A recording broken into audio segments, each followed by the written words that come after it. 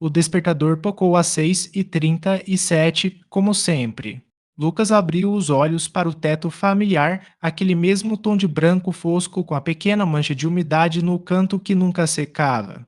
Ele respirou fundo, o ar da manhã frio e estático. O ritual começava. Banho, barba, café. A xícara azul com a pequena rachadura no cabo estava no escorredor, onde ele a deixara na noite anterior. Mas quando ele a pegou, o peso pareceu errado. Um pouco mais leve, talvez. Olhou dentro. Vazia, claro. Abanou a cabeça, atribuindo a sensação ao sono. No caminho para o trabalho, a mesma sequência de semáforos. O da Rua das Acácias sempre ficava verde exatamente quando ele chegava à linha de parada. Naquela manhã, ele ficou vermelho quando faltavam 3 passos. Lucas parou, surpreso. Olhou para o relógio do painel. Estava no horário. Um carro buzinou atrás dele, um som agressivo e impaciente. Ele passou a mão no rosto e seguiu quando o sinal abriu, uma sensação de desconforto rastejando pela sua nuca. O escritório cheirava a café velho e tinta de impressora, como sempre. Sua mesa, a terceira da fila perto da janela, estava arrumada, mas o porta-lápis de cerâmica que sua filha fizera na escola estava virado para a esquerda, não para a direita. Ele sempre o arrumava para a direita. Sempre. Talvez a faxineira tivesse mexido. Ele girou o objeto lentamente, sentindo a textura áspera da pintura infantil sob seus dedos. A sensação de que algo estava fora do lugar não o abandonou. Ao longo do dia, os detalhes se acumularam como fiapos de poeira em um canto escuro. O relógio da parede da sala de reuniões parecia bater os segundos com um asterisco tic-tac asterisco um pouco mais arrastado. O sabor do café da máquina tinha um fundo metálico, como de moedas velhas. O colega do lado, Marcos, sempre cumprimentava com um bom dia, Lucas. Sonoro. Naquele dia, ele apenas assentiu com a cabeça, os olhos fixos na tela do computador, como se Lucas fosse um estranho. Quando Lucas chamou seu nome, ele se virou com um sorriso vazio, excessivamente largo. Sim, Lucas. A voz era a mesma, mas a entonação era plana, como uma gravação. A viagem de volta para casa foi o pior. As mesmas ruas, os mesmos edifícios, mas as cores pareciam desbotadas, como se vistas através de um véu sujo. A casa ao lado da padaria, que era amarela, agora parecia ter um tom de mostarda doente. Ele estacionou em sua vaga, número 42, mas as linhas brancas da pintura pareciam tremular por uma fração de segundo, como miragens no asfalto quente. Dentro de casa, o silêncio era profundo. Sua esposa, Clara, estava na cozinha, cortando legumes para o jantar. O som da faca batendo na tábua era rítmico, mas irregular. Asterisco toque. Tuk tuk tuk. Toque ponto asterisco oi, amor, disse ele, pendurando a jaqueta. Ela não respondeu. Continuou cortando. Clara. Ela se virou. Seu sorriso era idêntico ao de Marcos no escritório. Amigável, mas sem calor, sem alcançar os olhos. Oi, Lucas. O dia foi bom. Estranho, ele respondeu, observando-a. Você repintou a casa ao lado da padaria? Ela piscou, devagar. Não, sempre foi amarela. É que pareceu diferente hoje. Você está cansado, ela disse, voltando-se para os legumes. A faca retomou seu ritmo quebrado. Asterisco tuk tuk tuk. Toque ponto asterisco naquela noite, enquanto lia na cama, Lucas notou o livro em suas mãos. Era seu thriller policial, a página marcada com uma dobra. Mas as palavras, por um instante, pareciam rearranjadas, formando frases sem sentido antes de se encaixarem de volta em sua ordem correta. Ele fechou o livro com um estalo. Clara já dormia ao seu lado, respirando de forma tão uniforme que parecia mecânica. Ele a observou no escuro, o contorno familiar de seu rosto. Por um momento, na penumbra, os traços pareceram deslizar suavemente, como cera quente, e se reassentarem. Ele fechou os olhos com força, atribuindo tudo ao cansaço. Os dias se tornaram uma tapeçaria de pequenos desvios. O número de degraus da escada do prédio do escritório parecia aumentar em um. A água do chuveiro, sempre na mesma posição da torneira, queimava sua pele um dia e saía gelada no outro.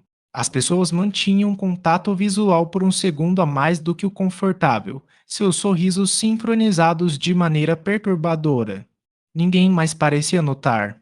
Lucas começou a notar as discrepâncias em um caderno pequeno, escondido na gaveta de meias. Sinal da Cássia, 3 segundos de atraso. Café com gosto de cobre. Sorriso da Clara não chega aos olhos. As páginas se encheram de uma caligrafia cada vez mais frenética. Ele tentou falar com Clara. As coisas não estão normais, disse durante o jantar. O que quer dizer, amor? Ela mastigava seu alimento com movimentos precisos e idênticos. Os detalhes. Tudo está sutilmente errado. Como se a realidade estivesse com um defeito de fabricação. Ela riu, um som agudo e curto que não combinava com ela. Isso é coisa da sua cabeça, Lucas. Você tem trabalhado demais. Precisa descansar. Mas ele não conseguia descansar. O mundo ao seu redor estava se desfazendo nas costuras. Os sons ficaram abafados, como se ele estivesse sempre com os ouvidos tampados. Os reflexos nas janelas às vezes mostravam um cômodo vazio atrás dele, mesmo quando ele sabia que não estava. Uma manhã, ele encontrou seu caderno de anotações aberto na mesa da cozinha. As páginas estavam em branco. Todas. A tinta havia simplesmente desaparecido. O medo, então, solidificou-se em pânico. Ele começou a testar o mundo, como um homem batendo nas paredes de uma cela em busca de uma porta secreta. Desenhou uma pequena cruz com caneta na moldura da porta de casa. No dia seguinte, ela estava lá, mas virada de cabeça para baixo. Colocou um grão de arroz sob o tapete da sala. Sumiu. Sussurrou uma palavra sem sentido, Kailin, para Clara, para ver se ela repetiria. Ela não repetiu, mas na manhã seguinte a palavra estava rabiscada no vapor do espelho do banheiro, como se escrita por um dedo invisível. A solidão tornou-se absoluta. Ele estava preso em um mundo que parecia uma cópia imperfeita do seu, habitado por atores que haviam estudado seus papéis, mas não os entendiam. A própria carne das coisas parecia duvidosa. Ao tocar a madeira da mesa, ela às vezes tinha a consistência de plástico morno. O pão tinha o gosto de serragem. A noite do colapso começou com o relógio da sala. Parou exatamente às 23h47. Todos os outros relógios da casa, digital do forno, do micro-ondas, seu próprio relógio de pulso, pararam no mesmo instante. O silêncio foi tão profundo que doía. Lucas desceu as escadas, cada passo ecoando de forma anormalmente alta. A sala estava iluminada apenas pela luz fraca da rua. Clara estava sentada no sofá, de costas para ele, imóvel. Clara. Ela não se moveu. O que está acontecendo? Sua voz soou estridente no silêncio. Ela se virou lentamente. Seu rosto estava em paz, mas seus olhos eram como vidro fosco, refletindo nada. Nada está acontecendo, Lucas, disse ela, e a voz era dela, mas vinha de todos os lados ao mesmo tempo, do teto, das paredes, de dentro da sua própria cabeça. Tudo está como sempre foi. Você é que está quebrado. Ele recuou, tropeçando no tapete. O padrão do tapete, que era geométrico, começou a se mover, as linhas se contorcendo como vermes. Pare! Ele gritou, tapando os olhos. Quando os abriu, Clara estava diante dele a centímetros de seu rosto. Seu sorriso era uma fenda imóvel. Não há para onde correr. Você já está aqui há tanto tempo. Ele empurrou-a para o lado e correu para a porta da frente. Suas mãos tremiam tanto que mal conseguiu girar a maçaneta. A rua lá fora estava deserta, as luzes dos postes emitindo um brilho âmbar e estático. Ele correu descalço pelo asfalto frio em direção ao fim da rua onde ficava a praça. Seus pulmões queimavam. Precisava de um sinal, qualquer sinal de que o mundo real ainda existia. Ao chegar à praça, ele parou, ofegante. O banco de metal estava lá. O bebedouro. O poste de luz. Tudo no lugar. Mas era tudo tão quieto. Nem o vento soprava. Ele caminhou até o centro da praça, onde uma velha estátua de um homem obscurecido pelo tempo ficava. Então, ele viu. No chão de concreto, ao pé da estátua, havia uma marca. Uma pequena cruz riscada com giz, idêntica à que ele fizera na moldura de sua porta. E ao lado dela, um único grão de arroz. Lucas caiu de joelhos, um gemido escapando de sua garganta. Não era sua casa que estava errada. Era ele.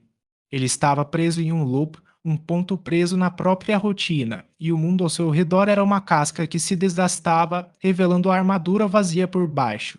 Cada teste, cada tentativa de encontrar uma falha, era apenas parte do script. Ele levantou os olhos para a estátua. No escuro, os traços do rosto de pedra pareciam familiares, arredondados, comuns, como os seus. De costas para ele, no caminho de volta para sua casa, as luzes das janelas começaram a se acender, uma por uma, em perfeita sincronia. A porta da frente de número 304, sua porta, estava entreaberta, emanando um convite silencioso. Ele sabia o que encontraria lá dentro. O café com um gosto de cobre, o sorriso que não alcançava os olhos, o despertador marcando 6h37. Era sua rotina. Era sua casa. Era o único lugar que lhe restava. Lucas se levantou, as pernas fracas. Não havia mais medo, apenas um cansaço ossudo e uma excitação profunda.